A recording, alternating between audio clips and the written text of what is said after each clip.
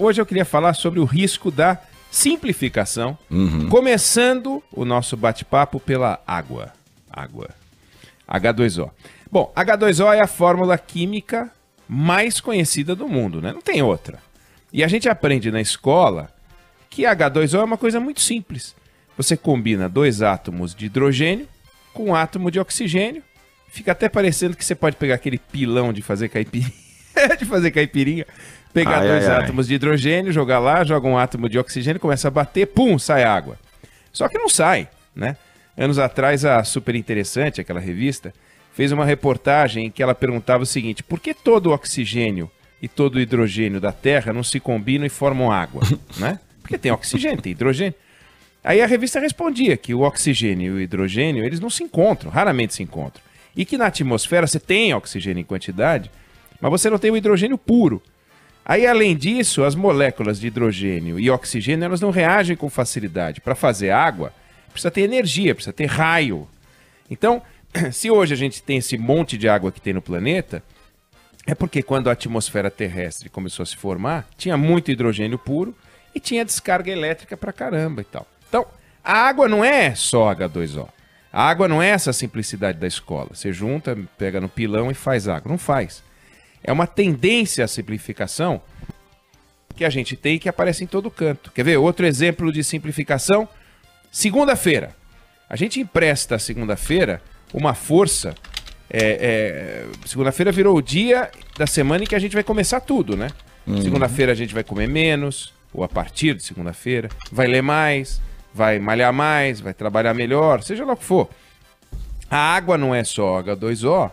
E as decisões não dependem só do calendário, da folhinha, mas a gente simplifica e joga na segunda-feira uma carga que fica difícil. Isso acontece com a gente e acontece também com eles, com os políticos, com todos os políticos. Ontem, vamos por exemplo de ontem, o governador de São Paulo chamou uma entrevista coletiva para anunciar, pela forma como ele falou, aquilo que parecia ser a chegada da vacina contra a Covid-19. Só faltou... Não era, né? É uma parceria fechada pelo Instituto Butantan para fazer parte dos testes de uma vacina. Se for bem sucedida, e eu quero muito que seja, aí sim a gente pode vir a pensar na vacina. A gente vai saber disso lá na frente. Ontem não dava para cravar, só para torcer. Eu estou torcendo. Mas a forma como foi anunciada é uma simplificação. Outro exemplo de simplificação federal. O presidente Bolsonaro. Quando ele montou o governo dele, ele pegou e conseguiu colocar na pasta da Justiça o maior nomão disponível no mercado, o Sérgio Moro. Pô, imagina, o Sérgio Moro, ele conseguiu, o Bolsonaro atrair para o governo dele a figura mais popular do Brasil. Não tinha como dar errado, né? Você traz o cara, o bacana, só que deu. Então, era uma óbvia lógica da simplificação. Eu pego um nomão togado, vou ter um ministrão da Justiça, só que eu não tive. Então o nome mais querido do Brasil, ia dar o ministério mais querido do Brasil, não funcionou. O Moro tinha uma agenda própria, não conseguiu ajudar o governo em nada e acabou sendo pivô de uma crise monumental que está aí, até agora, na forma de um inquérito que corre no Supremo Tribunal Federal por causa das denúncias que ele fez sobre as trocas no comando da Polícia Federal.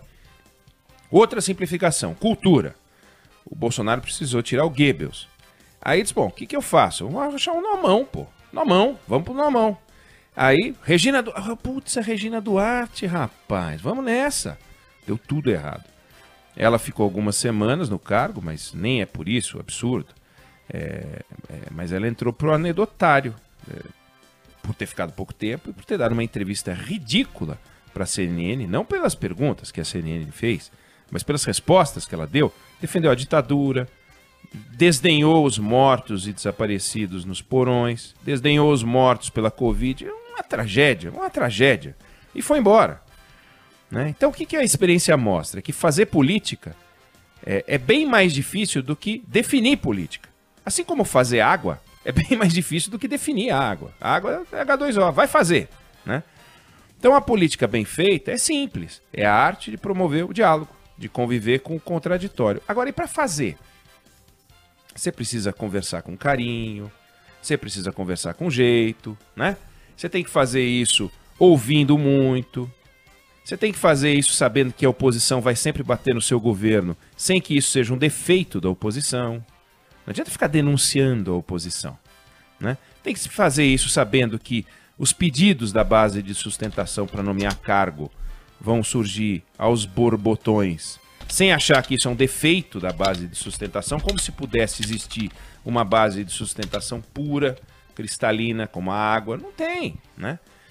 É fazer isso, fazer a boa política, reafirmando em público o seu compromisso com a democracia, com as instituições, sem dar declarações intempestivas, e as coisas vão funcionando melhor, né? Não é pegar a caneta e comandar o diário oficial. Não, é papear, é jogar conversa fora, é tomar café da manhã 2 vezes com um bando de político, é almoçar 3 vezes com um bando de político, é convidar para jantar, é fingir que está adorando ficar com o camarada, conversar, é se interessar pelo outro, é se cercar de gente que gosta de fazer isso também. Então, nenhum governo foi bem sucedido montando um ministério como quem recruta para a iniciativa privada. Temos um grande perfil aqui, vamos olhar o currículo. Oh, que currículo admirável, jeito extraordinário. Ele é formado em Harvard, nossa, que bacana. Ele já foi para a Lua. Né? Não é assim que você forma um bom governo, né? Você forma um bom governo recrutando as pessoas que têm capacidade de liderança. Não é também organizando um quartel. Temos um general aqui, bota 2 coronéis ali, bota mais um tenente. Não vai funcionar, né? Essa ficha parece que caiu, a gente falou disso aqui ontem, quando o presidente atraiu o Centrão, começou a atrair o Centrão e nomeou o Fábio Faria para as comunicações. Bom, o Fábio Faria vai ser esse nome forte, vai ser um cara que vai conseguir estabelecer essas pontes, arejar as relações do governo com o Congresso, do governo com o Supremo, sei lá, tem tudo para ser, o perfil é bom, vamos ver, o tempo vai dizer. Agora, o nome forte não nasce do cargo. Você já teve ministro das comunicações forte, nós lembramos aqui ontem, né, o Sérgio Mota, Antônio Carlos Magalhães, eles lideraram esse processo de costura política, né? Mas a gente já teve também essa função de liderança, de comando, o nome forte, aquele que azeita as relações em outras pastas. Gabinete Civil, que é um clássico, já foi, né, do Gabinete Civil. Já foi ministro da Justiça, o cara que fez isso. Na República Velha já foi até o ministro das Relações Exteriores. Não é a pasta que define que ministro vai ajudar na construção das pontes. É o comportamento do ministro que faz isso. E o comportamento do ministro vai depender muito do poder que ele tiver real, do acesso que o presidente der a ele, né, na tomada de decisões, na alçada que o presidente der a ele na tomada de decisões. Então o presidente tinha no Ministério da Saúde um camarada que estava atraindo atenções, que estava chamando atenção, que conseguia dar uma certa calma e tranquilidade num processo de crise, que foi o da Covid-19, que continua, que era o Mandetta, né? Aquilo incomodou o presidente. O que, na verdade, o que derrubou o Mandetta foi o Mandetta existir com aquele jeito dele e tal. O que veio depois, o Nelson Teich, ele sumiu, saiu correndo depois de participar daquela reunião que a gente viu, que o Celso de Mello mandou vazar. Ele olhou aquilo e fez: o que eu estou fazendo aqui? Foi diferente, não é que ele foi demitido, mas o Mandetta foi demitido. O perfil do Mandetta incomodou o presidente. Se o perfil do novo ministro começar a incomodar o presidente, nós vamos ter um problema, né? Então, qualquer pasta pode ter o cara que cumpre essa função. Você pega o Ministério da Educação, uma super pasta. O governo poderia ter ali um nomão capaz de ajudar o Fábio Faria nas costuras, mas quem é que está no Ministério da Educação, né? Aquele sujeito ali, está lá. Então, não tem uma fórmula para o governo dar certo, né? Não tem um H2O. Você pode montar o seu governo de formas variadas, com os nomes distribuídos em pastas variadas. O importante é se cercar de pessoas que criem pontos de contato com a sociedade, né? E por falar em sociedade, nós estamos falando de Congresso, estamos falando de Supremo, nós estamos falando de várias coisas, né? Mas tem algo que é inescapável no governo. Você pode colocar o nomão onde você quiser. Nomão, que eu digo, é este ponto de referência, não o nomão, a sacadinha. O Sérgio Moro era a sacadinha. O togadão lá, vamos pegar pro togadão para cá. Não funcionou.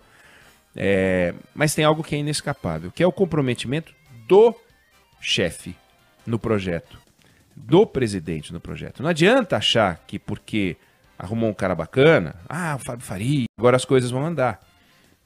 Elas não vão andar se o presidente continuar a cloroquinar, entendeu? Elas não vão andar se o presidente continuar a achar que a ciência não tem valor, continuar a peitar Deus e o mundo. Isso não funciona, Deus ele não peita, o mundo sim.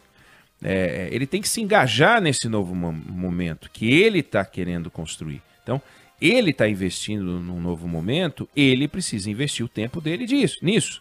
Então, se ele mantiver o estilo quebrador de prato, arrebentador de ponte, ele pode chamar quantos Fábio Faria ele quiser. Não vai adiantar, porque o camarada vai embora. Diz, presidente, eu estou tentando, mas tá difícil, pô, né? Eu estou tentando fazer gol, o senhor manda ficar na retranca, não dá, né?